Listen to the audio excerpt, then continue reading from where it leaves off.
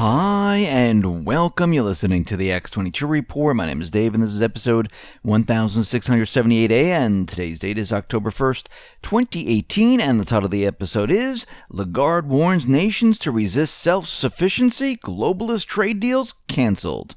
Let's get into the economic collapse financial news. Now, we are starting to hear calls from all sides to resist, and we know why the deep state, those people who are completely corrupt, are saying we need to resist what is happening because we understand that Red October is approaching and it's here. And they're very worried about the D-class. And the reason why I'm saying this is because it's not just those corrupt people. It goes all the way back to the central bank. And the central bank, one of the central banks, the IMF, is already out there telling nations to resist. Now, if we look at this is all on the same playing field where they're using the term resist.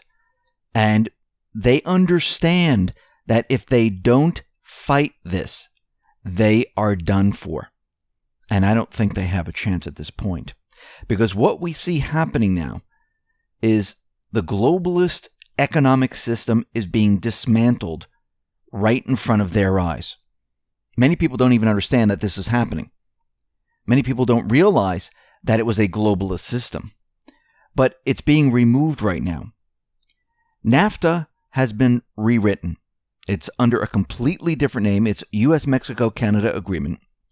And Canada has agreed, along with Mexico, with the new set of rules. Trump tweeted out today, last night, our deadline, we reached a wonderful new trade deal with Canada to be added into the deal already reached with Mexico.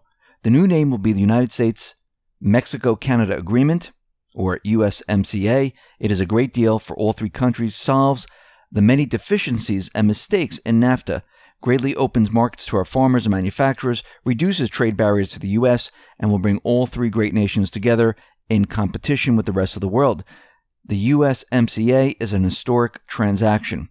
Congratulations to Mexico and Canada. Now, the agreement will cover around $1.2 trillion in trade between the three countries. The Trump administration won key concessions that will likely increase the percentage of car parts made in North America, while Canada also agreed to open up its dairy market to U.S. farmers. So, what are we looking at here? What is the deal all about? Well, first of all, Canada conceded on dairy and the U.S. on dispute resolution. So Canada agreed to ease protection on its dairy markets. Among them, it will now provide U.S. access to about 3.5% of the market. Canada is likely to compensate dairy farmers. Number two, the U.S. relented on its demand to eliminate the dispute settlement system on Chapter 19. This is a win for Canada, though. And of course, both sides have to agree on different terms, and we're going to have winners and losers. Number three, Canada agreed to the terms of the U.S.-Mexico deal.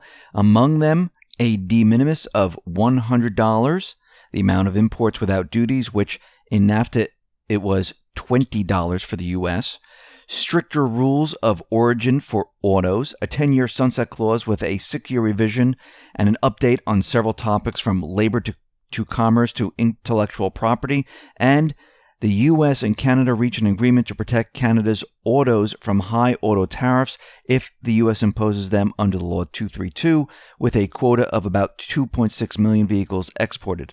The latter is similar to the side letter that Mexico agreed with, the U.S. that protects about 2.4 million vehicles. So far, there are no exemptions from steel and aluminum tariffs. So, automaking. The new three-county pact would require automakers to build a greater portion of a car in North America with higher wage workers to avoid duties when a car crosses borders. That would be a relative win for Detroit's big three automakers, which rely heavily on factories in Canada and Mexico for the U.S. market and can now move forward with factory investments with greater clarity. Now, if we turn to agriculture, we see that farmers and agribusinesses welcome the agreement. as it would likely preserve tens of billions of dollars in farm goods traded annually across the country's borders. It also should prompt the U.S. and Canada and Mexico to each remove tariffs on one another's products that have hurt U.S. prices for pork, cheese, and other foodstuffs. Manufacturing. U.S. manufacturers welcome anything that precludes further disruption for companies that have spread their operation and supply chains across the continent in the past quarter century. Manufacturers are extremely encouraged that our call for a trilateral agreement between the United States, Canada, and Mexico has been answered. Steel. The agreement will leave in place Trump administration tariffs on imported steel and aluminum, as U.S. negotiators have insisted that any changes to U.S. duties on steel and aluminum that took effect in June be addressed separately from a broader trade deal. And that brings us to the sunset clause. Now, this whole deal will terminate in 16 years. So the countries, United States, Canada, and Mexico, they have to meet every 6 years to decide whether to renew the pact or terminate it. So this is how that's going to work. So the next step is for 3 leaders to sign the new deal on November 30th.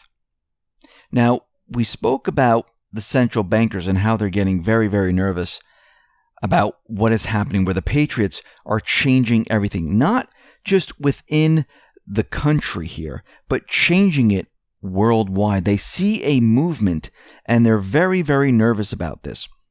IMF Managing Director Christine Lagarde has now warned trade wars and tighter credit are dimming economic outlooks, signaling that her outlook for 3.9% growth may be overdone. Actually, if we go back in time and we look at the IMF and their projected growth for anything, it is always halved.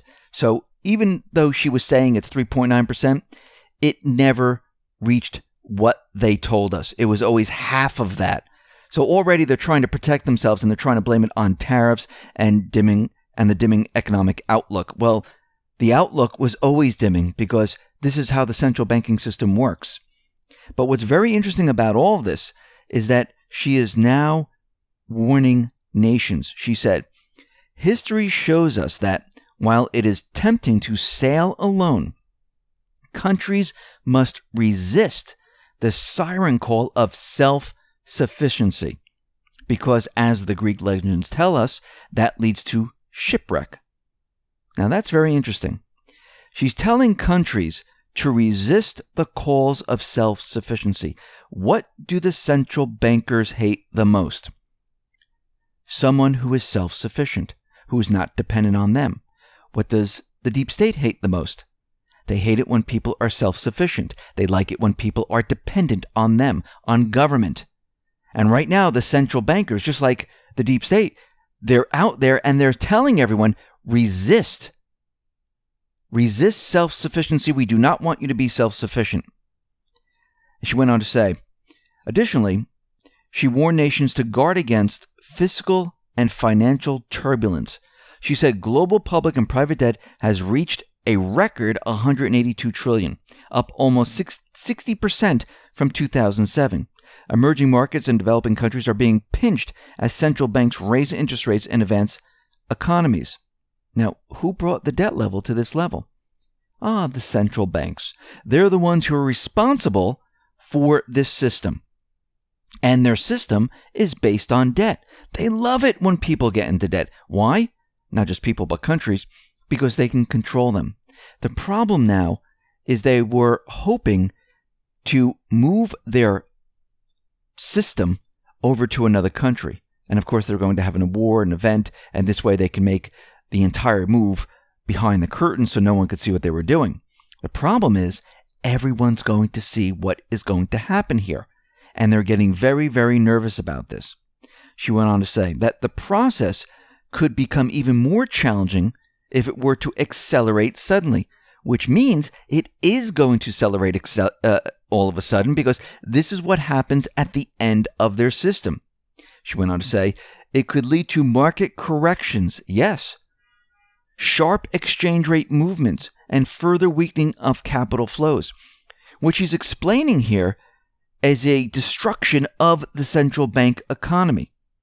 And finally, In what appears to be a dig at Trump, Lagarde urged world leaders to rebuild trust in institutions and policymakers. She went on to say, in too many cases, workers and families are now convinced that the system is somehow rigged, that the odds are stacked against them. What she's saying is, people are starting to wake up and realize that the central bank system does not work for the people. And this isn't true. That's a conspiracy theory. So don't believe that. And she's also saying, trust in your institutions. Trust in your policymakers, the unelected people. So she urged this rebuilding of trust while noting that since 1980, the top 1% of income earners have captured twice as much of the gains from growth as the bottom 50%. But we should all trust them now. They're afraid, they're scared, they're panicking because they see what is happening. Like I've been saying, the first stage is the deep state, is routing out the corruption, removing those individuals that are benefiting from the easy free money to do their dirty work. Then, once those people are removed, you go after the source of it all, because those people who are blocking you are out of the way. And then you move to the next step, because you need to go to the source. And you got to get through the blockers to get to the source. And they're worried right now, because they see what's coming with the D-class and everything else, that the patriots are going to go right through the blockers and head right to the central banking system. And they see other nations coming on board where they're saying, you know something, maybe we should be self-sufficient. Maybe we should use our own currency. Maybe we should drop the EU, the euro. Maybe we should get out of this. This is why Russia has been saying each country should use their own national currency. We shouldn't be dependent on a central banking currency. And you have to remember, Putin took control of their central bank. Russia has very little debt right now. They call the shots in their country. They tell the private Western Central Bank what to do. And their debt is almost paid off compared to other nations like France, Spain, Italy, UK, Germany, United States, and the rest of the nations, where the rest of the nations have a huge amount of debt. So the central bankers right now, they're out there calling everyone, all the nations, to resist what is happening. And they're scared. They're panicking. Just like the deep state. All these people are starting to panic. They're getting very nervous. And you can see they're not just going to let this go. They're not just going to say, hey, we've ruled the world for, 200 years, and now we're just going to roll over and that will be that. No, they're going to fight back. And they're going to try to do whatever they possibly can to fight back. And they're trying to figure out ways to do this. But what's happening is it's getting harder and harder because their control is slipping away. Countries are slipping away. And pretty soon they're going to lose their grip and it's all going to slip away. And there's nothing they can do about it. Listen, everyone. Thanks a lot for listening. Be well, be safe, and especially be prepared. Thanks a lot.